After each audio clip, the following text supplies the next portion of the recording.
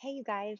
So, coming to you from outside of Fleming's Manor, 240 glorious square feet of RV behind me. Um, you guys have been really so awesome. So many of our friends that we reach out to through video and stuff to just follow along with our adventure, moving across the country, living in the RV, waiting for our home in the mountains to kind of work itself out. And I thought I would share a little bit about our Thanksgiving experience. It was just kind of on my heart to share, so I thought I would, and I hope that it encourages somebody. Um, Basically, the bottom line that I wanted to just say is that it's okay to feel sad during the holidays. Just I guess belated, happy, weird, possibly sad Thanksgiving.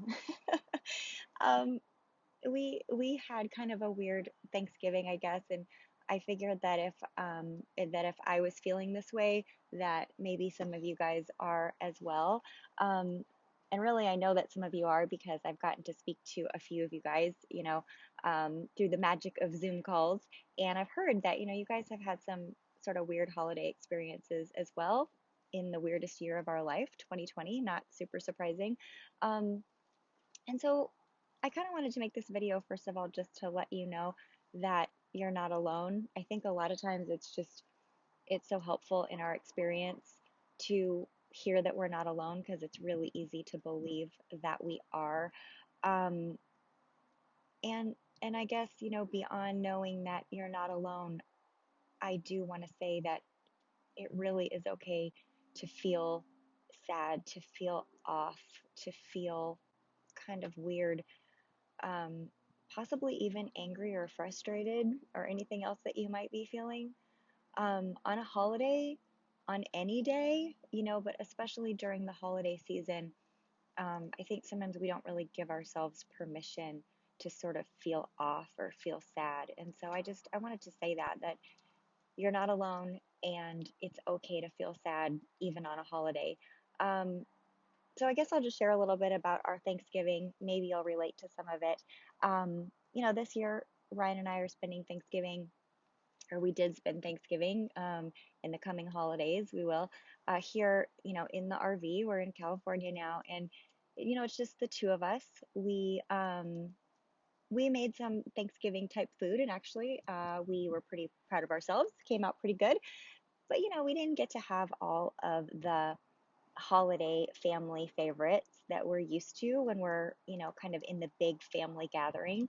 Um, Namely, we didn't get to have like 870 variety of pies um, that my side of the family in Massachusetts usually makes.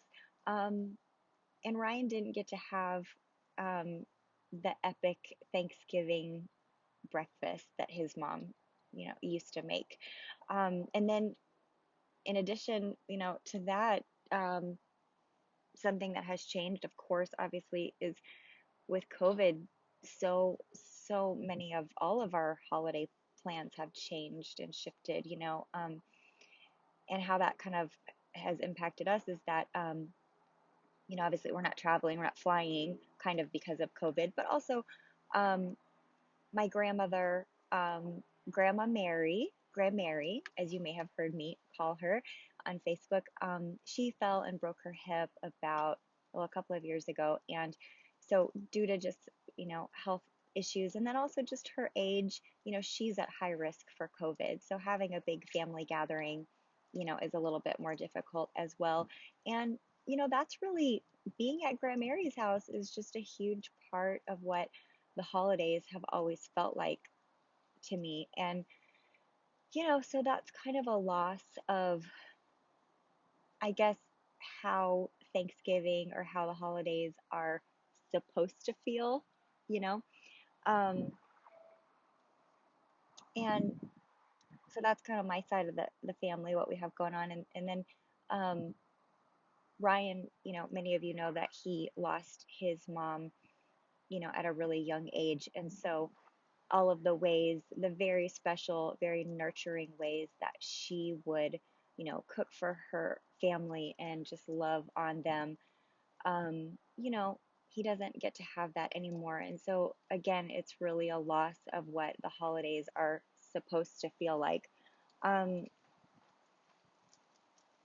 and then, you know, we have other loved ones that are just really not well and also not really willing to get help. And because I've shared my story many times, of codependency recovery and stuff, I've had lots of you guys connect, with me on that. And so I know that there are many of you that, you have loved ones that you feel like you've kind of lost to addiction or severe depression, or whatever it is they might be struggling with. And even if they're still here and you still get to talk to them, or be around them, there's that sense of not really getting to experience the real them, like their true self, because their true, wonderful, amazing self is kind of covered up by the symptoms, of addiction or severe codependency or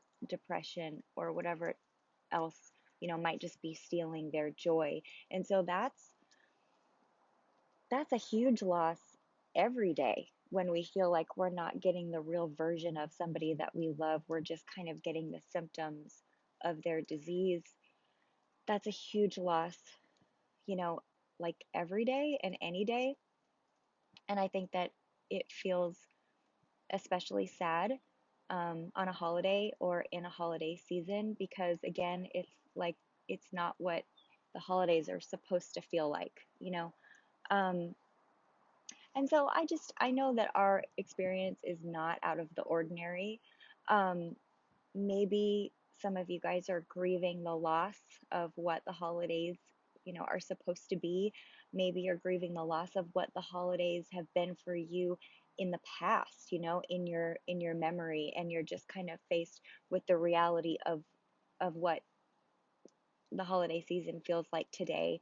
And maybe that's a bit disappointing, and maybe that's a bit sad. And so I just wanted to share a couple of the things. I've been kind of meditating on this for a couple days, and um, feeling like I should share. So um, I just want to share a couple of things that have been helping me, in this last week, and maybe they'll serve you, and maybe they'll help you as well. Um, and so, first of all, again, like I said at the beginning, it's just that it's okay to feel sad. It's okay to feel angry. It's okay to feel sort of off or weird, even on a holiday. Really, it's okay to feel that way any day. But especially, I want to say that it's okay to feel that way on a holiday, because I think we have commercials and, the Hallmark Channel, and possibly most of your news feed looking all super magical, like this is the most wonderful time of the year. And then there's like this one purple haired lady that's like, hey, if it doesn't feel that magical, it's okay. You're okay, and you're not alone. So, um, I think sometimes with all those messages that we receive, even just from others that are truly kind of caught up in the magicalness, of the season, and maybe we're not, or like I said, all those commercials and movies and everything that we see, I think it's easy to believe that the only way we're supposed to feel on Thanksgiving is thankful or grateful. And maybe we've told ourselves that, but truly it's okay to feel anything else that we're feeling as well. And really, what I've noticed is this. This is so helpful to me. Um, I've noticed that, yes, it is a bummer to feel sad or disappointed, on a holiday especially. But what makes that experience of sadness just exponentially worse is when I'm judging myself for feeling sad. And this is what starts happening in my mind. Why am I feeling sad? It's Thanksgiving. It's the holidays. I'm supposed to be happy. I'm supposed to be so overcome with gratitude and thankfulness that all of these other feelings just sort of go away. It's the holidays. I'm not supposed to feel like this. And I think that kind of self-talk, I imagine, I wonder if some of you guys do it as well, but that's what starts going on in my mind. And I gotta tell you, I think that that kind of self-talk is actually abuse. I think it's really abusive. Because think about it this way. If your friend came to you and they felt sad or they felt disappointed, and it also happened to be Thanksgiving, or better yet, what if a child came to you and they felt sad? Maybe they felt sad because they lost their mom. Maybe they felt really sad because they have a loved one, or that is sick, and they just feel really sad about that. And it happens to be Thanksgiving. Would we ever like tell that child to just shut it and like get it together because it's Thanksgiving? Put on a happy face, put on a smile. All you're allowed to feel today is gratitude and joy because, hey, look around, kid, it's the most wonderful time of the year. I hope you never experienced that as a kid. I know that that happens, that sometimes we're not allowed to feel our feelings as kids or express them, but we would never do that to a child that came to us that was sad or frightened, filled with fear, had some anxiety. We would never do that to them just because it's a holiday, right? We would embrace them, and we would listen to them, and we would let them know that they're okay and they're safe and they're loved. We would stop down and just really listen and kind of honor their feelings, right? Um, and honestly, I think if we were to ignore that child, they would become more anxious and fearful and sad, right? Like it would not be helpful to ignore. We certainly would not, if a child came to us with those feelings, we certainly would not like turn our backs on those feelings and get on Facebook and numb that because we don't want to deal with it. But that's what we do to ourselves, I think, because we don't give ourselves permission to feel sad, to feel off, to feel disappointed, to feel lost, to feel grief. Um, any day sometimes, but especially on the holidays. And so, um, what I want to offer is that just like what we would do for that child, that we would honor those feelings and just give that child a space to be safe and be seen and be heard and be loved. What I want to offer is that we can do that for ourselves. We can do that for ourselves today. We can do that for ourselves any day. We can do that for ourselves on a holiday. We can do that for ourselves as often as we need to. We can give ourselves permission to feel sad, to cry, to grieve, to feel angry, to feel disappointed. Um, because the reality is, it is how we're feeling, if this applies to you, right? So like it's just the reality. Um, and I think that feeling sadness and shame for feeling sadness, or feeling disappointment, and feeling unseen and unheard, I think that's so much more painful than simply just acknowledging the sadness, or acknowledging the hurt, or acknowledging the anger or the frustration or the feelings of being unseen or the feelings of loneliness. It's just compounded when we add that shaming, judging voice on top of it. And I've done that to myself. And so from experience, I know it's just so much more painful than just sitting with the sadness. And so the last thing I wanted to offer to you that has been real helpful to me, particularly this week, is that just the truth that the sadness, or other feelings that we're experiencing, they don't have to completely take over. Like we can create space and hold space for sadness to be there, and we can feel gratitude. Um, that's kind of a crazy concept to me because I tend to be a bit of an all or nothing person. And so if I start feeling sad, oh man, I'll swing all the way to sad. And then I will spiral downward and it'll just overtake everything. But um, the truth is, I really can hold space for my sadness and to be grateful. Um, In fact, we actually had the final walkthrough of the house that we're buying the other day, and there's just been a bunch of other complications since then, so it's not final yet. But the day before our final walkthrough, we just got some news that was a bit sad, about a loved one, just not taking very good care of themselves and not really wanting help. And so it felt really sad. And so going into the final walkthrough, I felt this heaviness. Um, I definitely didn't have like the elation and just super, feelings of freedom and excitement that normally I probably would have. If all my focus was just on the newness of this house. But what was different this time for me is that I was really able to hold space for both. I held space for that part of me that truly felt sad, about that situation, about somebody that I love. Um, and also, as I looked around the property that's just surrounded by redwoods and it's like everything that we've been praying for, I just was so grateful as well. So I know it to be true. We really truly can be sad and grateful. And it feels super weird, to be honest, to kind of live in the tension of both of those things.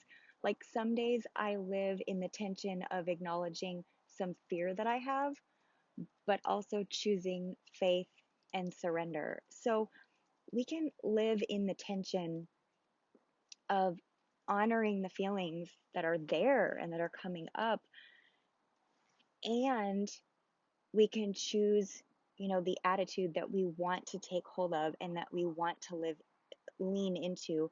It really doesn't have to be all or nothing. We can kind of hold space for both, and that's been really, really helpful for me. So that's really it. Um, I just wanted you to know, if this applies to you, that if you are having a weird, sad, or otherwise just super strange, if you had a weird Thanksgiving, or that's just if you're feeling odd or off, in this holiday season, I just first of all wanted you to know that you're not alone. Um, I wanted you to know, especially if nobody has ever told you this before, or if you've never realized it for yourself, that it's okay to feel sad any day, or off, or not like yourself. And it's okay to feel that way on a holiday, you know. Um, and I want to encourage you, please don't add to your pain by judging yourself. If you feel sad or disappointed or angry or frustrated, don't add to that pain by judging yourself that you shouldn't feel that way, because the truth is that you do, and those feelings are coming up for a reason, because they need to be seen and honored and processed and grieved. Um, and then they can be surrendered. Um, but don't add to that pain by judging your feelings. And then lastly, just wanted to say that it really is true. We can live in that tension of both. We can feel our feelings. Um, we can have sadness and thankfulness. We can have disappointment and gratitude. We can have grief for our losses and joy, for the gifts in our present moment, in our present day. Um, we can honor our feelings, and we can choose that attitude that we want to have in the present moment. So, um, that's really all. I hope that you take good care of yourself. If this resonated with you, I want to encourage you just to take good care of yourself. Personally, for me this week, that has looked like really digging back into the 12 steps, and spending a little extra time in meditation and just some other little self-care things, to take care of myself, and just to know that your feelings are really important. Um, and I hope that if you need support, you'll reach out to somebody, reach out to a friend. We're never as alone as we think we are when these feelings creep in. So, reach out to a counselor, reach out to a friend. You are totally welcome to reach out to me. I will absolutely respond to you. So you're welcome to reach out to me as well if this resonated with you. Um, and then also, I hope that you'll reach out to somebody else and let them know that they're loved and that they're important. Um, because I have found time and time again that really the best way to lift my own spirit is to lift up somebody else. So that's really helpful too. And that's a win-win. Um, so if you've been feeling down, I really hope this encouraged you. It's really been on my heart to make this video, and it was a little hard to make, just because it's my own stuff that I'm still processing, sort of. And but I feel like I want you to know that if this resonated for you, it may just be a way that God's loving you in a really practical way. And if He can use me, that's awesome. But I have felt for the last couple of days Him just kind of like really leading me to make this. So if it resonated with you, then please receive that love for you. Um, I hope that you really receive that and know that you're loved. And so, till next time, hope you take care of yourself, and I love you guys.